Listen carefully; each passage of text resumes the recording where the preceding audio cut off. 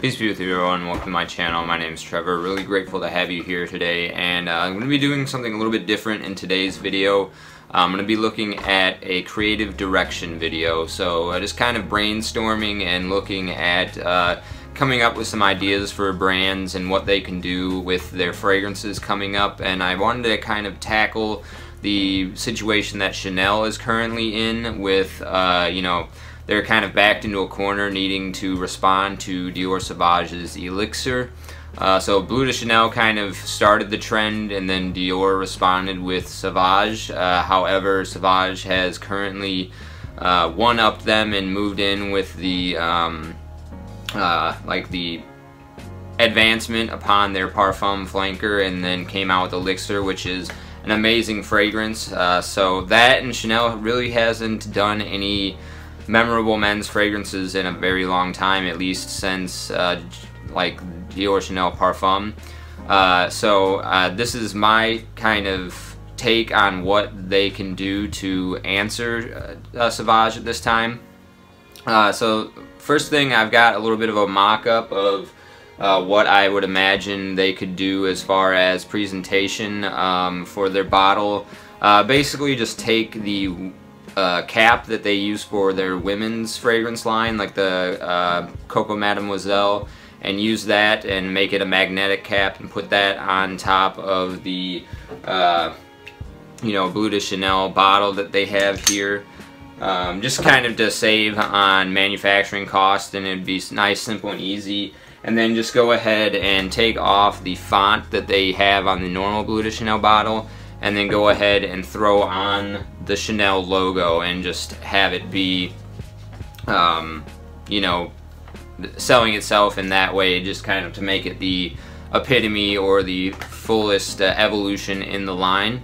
And then as far as what the fragrance smells like, I think that Chanel, being the brand that they are, should try to do something a little bit more daring. And given that, you know, Dior took a floral, semi-feminine note in Iris and really started a trend, and has spawned thereafter things like Valentino Uomo and that line, as well as the Givenchy Gentleman line, and just kind of a love of Iris and men's fragrance. I think that Chanel could afford to go ahead and you know, take a risk and you know, try to put in a note that might have been feminine in the past and try to masculinize it.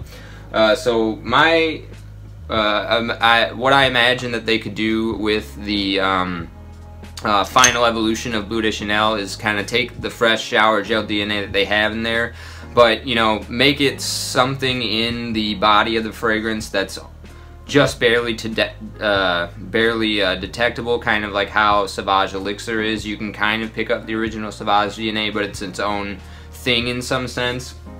I think that's what they can do with this here. If I had to name the fragrance, I would name it Bleu Magique, B-L-E-U Magique. Partially because when I imagine what the fragrance would smell like in visual form, I imagine the kind of sparkly, magical smoke that comes out of the genie's bottle, or genie's bottle in Aladdin, and, you know, just kind of this blue, sparkly smoke. It may be a little bit of a Middle Eastern kind of tinge to it. Maybe throw some saffron in the top to kind of add a little bit of that exotic sort of genie type feel. Maybe put some oud wood in the base of the kind of woody composition of Bleu de Chanel. I also picked the name Bleu Magique because, despite wanting to capture the smell of like the genie smoke from Aladdin, it's also a name that was used for Frank Lucas's highly popular heroine. If you ever saw the movie American Gangster, I think it came out in 2007 with Denzel Washington. Bleu Magique was just sort of this like really high quality heroin, and I mean, obviously I'm not you know, advocating drug use at all, but just having a fragrance that is so addictive is part of the marketing campaign. Like, I just would really like to see Chanel knock this out of the park and have something that people are just clamoring over and can't stop sniffing the atomizer. So that's partially why I would pick the name Bleu Magique. And just to add to like the, you know, blue selling point of the fragrance line already. Other than that, yeah, so, you know, I think I would bring ginger back. I think they took ginger out of the parfum version of Bleu de Chanel, but it's got like a certain sparkly quality to it that I think would add to the idea of what I've got in mind. And then also getting back to that idea about taking a chance on a floral fragrance note, I think one of the things that you could do is use the note of lilac. So I grew up around a lot of lilac plants where I live, and the smell was always really pleasant and enjoyable. And I think it kind of has a little bit of like a light, you know, the color lilac is a little bit, it's more purplish, but it kind of would add to a sensation of the fragrance smelling blue in some sense, similar to how some red fragrances smell red because it has cinnamon and notes like that in there, or red berries. I think lilac could add to the kind of feel that the fragrance is more blue than it was just on its shower gel base that it had. So I'm kind of imagining something that takes the original Bleu de Chanel DNA, makes it a little bit Middle Eastern with some saffron and oud wood, and then, you know, build the entire thing around the fragrance note of lilac and make a masculine lilac fragrance, and kind of, you know, make it the elixir concentration as far as the fragrance oil concentration goes. Obviously, you know, make it somewhat more pricey of a fragrance, so that way, despite it being addictive in its quality, like a Bleu Magique heroin, it's still somewhat inaccessible to people, so that way it's not ubiquitous the way that the original Eau de Toilette and the original Sauvage kind of became. So you could go ahead and charge a premium for that reason, and just because of the concentration of perfume oils. Other than that, I think maybe you could even, and I would definitely see if Chanel could contract to have Jacques Polch come back and work as a team with Olivier Polch, so that way it would be like a father-son you know, project where they both are working on the final version of Bleu de Chanel. Because I think Jacques Polch did the EDT and the EDP, and then Olivier Polch did the parfum version. So if they could find a way to bring him back and get him to work out of retirement on the Bleu Magique or the Elixir version of Bleu de Chanel, I think that would also be something that increase the quality of the juice in and of itself, just to have the two of them working together, because I think Jacques is like a little bit more, I like his work a little bit more than Olivier's.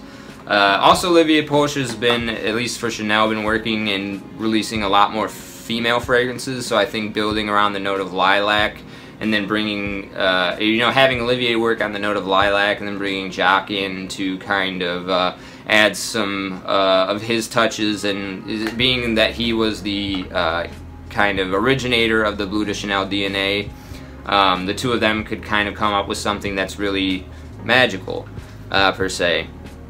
So yeah, those are some of just my brainstorming ideas of what I would imagine that Chanel could do as far as marketing, different kind of fragrance notes, maybe even throw some suede or some leather in there to help deal with the masculinization of a lilac note.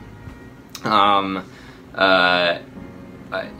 you know, that's kind of just what I've been imagining. Like I said, you know, name it after Bleu Magique heroin because it's supposed to be an addictive smell. Bring Jacques Polch back out of retirement to work on it with Olivier. Use the female cap on top of the regular Bleu de Chanel bottle to kind of save on manufacturing costs, even though I would recommend kind of getting a magnetic version of the caps that they use for the Coco Mademoiselle and things like that. But it kind of, putting their female cap on this bottle gives it a little bit of a Roja Dove's look to it as well, and then just kind of slapping the OG Chanel logo on there and removing the text also just kind of gives it a little bit, you know, high quality kind of look. So yeah, that was I guess my first video in line with this creative direction. Be hoping to maybe do some more in the future, but I definitely just felt that there was a hole needed to bring some discussion around on the fact that Chanel is backed up against the corner with the release of Sauvage Elixir, and the fact that they haven't really been releasing any men's fragrances for a very long time. So let me know your thoughts. Let me know what you think about the fact that Chanel is kind of having to, you know, are forced to kind of respond to Dior at this time, and whether you think that Lilac is a fragrance note that would be that would go over well in the mass market, or if it could be done in a masculine sort of way, especially if you're somebody that's like a perfumer at home and work with materials like that, or a little bit more privy to chemistry and fragrance notes in that respect. So I appreciate you sticking with me to the end of this video. I'll see you in the next one. Take care.